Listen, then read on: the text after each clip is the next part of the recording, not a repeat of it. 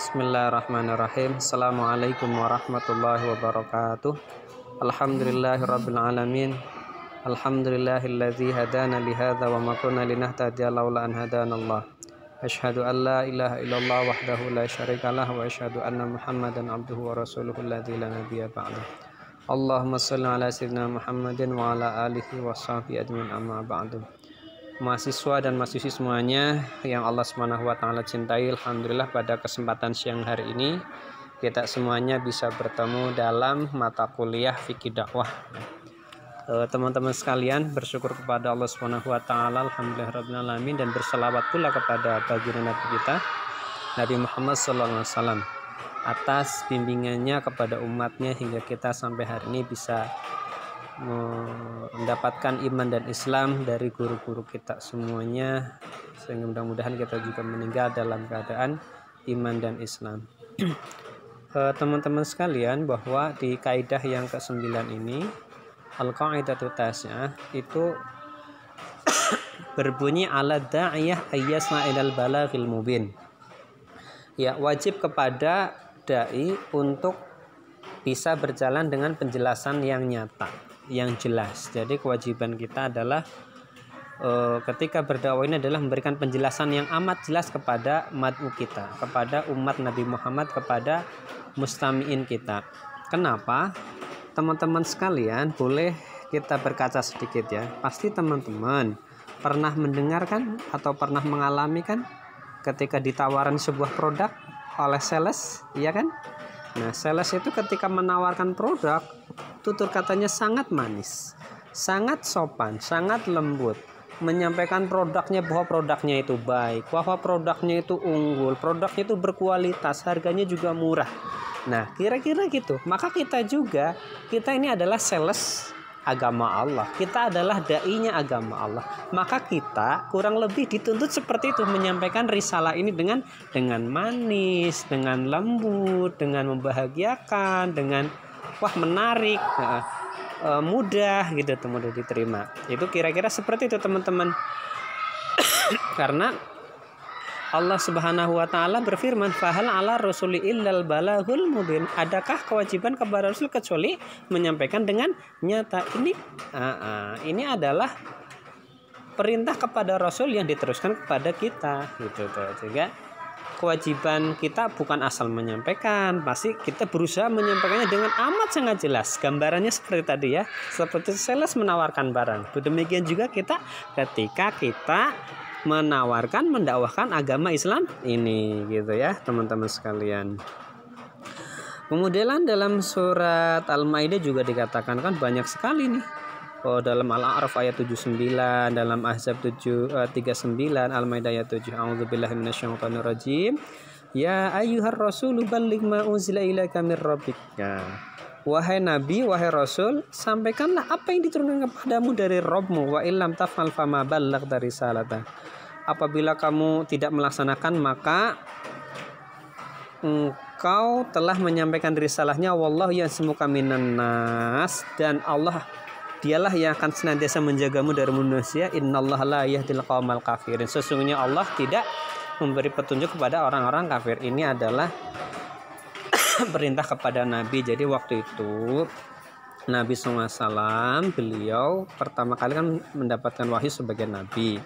Kemudian beliau mendapat perintah untuk mendakwahkan terang-terangan. Kemudian setelah itu beliau mendapat intimidasi gitu tuh ya, intimidasi sampai kemudian beliau ketika hijrah ke Madinah itu beliau merasa takut akan ancaman manusia, ancaman musuh-musuh yang sampai ada yang berjaga ya di siang malam di sisi tempat tinggal Nabi sementara di Madinah waktu itu. Nah, tapi kemudian setelah turun ayat ini, wallahu ya'simuka minan nas, dan dialah Allah yang menjagamu dari kejahatan manusia, maka kemudian apa? Nabi kemudian keluar menyuruh pulang para sahabat, dah tidak usah dijaga lagi. Nah, itu seperti itu. Intinya apa? Sebelum kalimat tersebut kan sampaikanlah ini.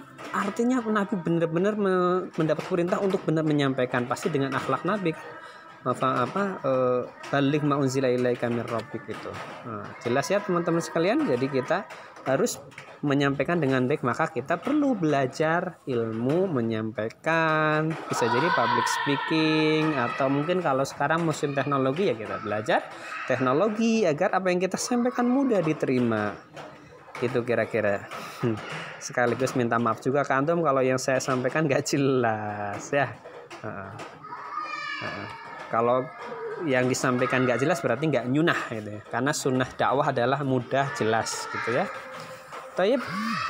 Oke, lanjut. Al-qaidatul asyirah. Kaidah yang ke-10 adalah al-juhdu al-basyari yahtaju mudadan rabbaniyan. Ya, kesungguhan manusia itu membutuhkan bekal robbani. Ini di sini berarti apa? Bukan jadi retorika aja nggak cukup, public speaking aja nggak cukup. Ternyata apa? Seorang dai itu juga harus punya bekal mudadan robbani. Berarti dia juga harus punya hubungan yang baik dengan Allah Subhanahu wa taala. Antum ingatkan mungkin ada ulama yang ketika berdakwah, Ustaz Zainuddin MZ, perkataan-perkataannya itu sederhana tapi mudah meresap ke dalam hati. Karena apa? Bukan kata-katanya yang indah saja, tapi bekal kedekatan dia dengan Allah yang luar biasa baik. Demikian juga terkadang kita misalkan ada ulama ini, kalau menyampaikan enak sekali, karena kedekatan dia dengan Allah, dosanya sangat minim, pahalanya melimpah, kira-kira seperti itu tuh.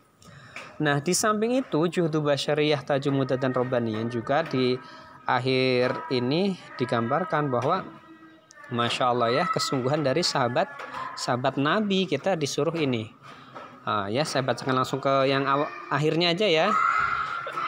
Padahal ada perintah gini teman-teman, la yukallifullahu nafsan illa wus'aha. Allah Subhanahu wa taala tidak membebani seseorang kecuali dengan kesanggupannya. Masya Allah.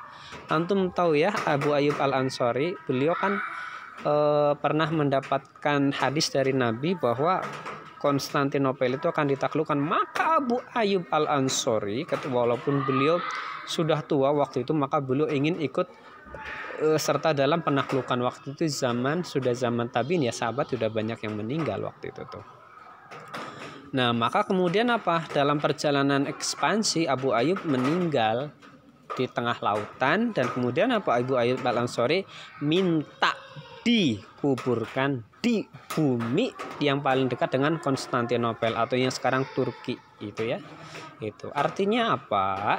Subhanallah, kita disuruh mencontoh untuk bertekad ya.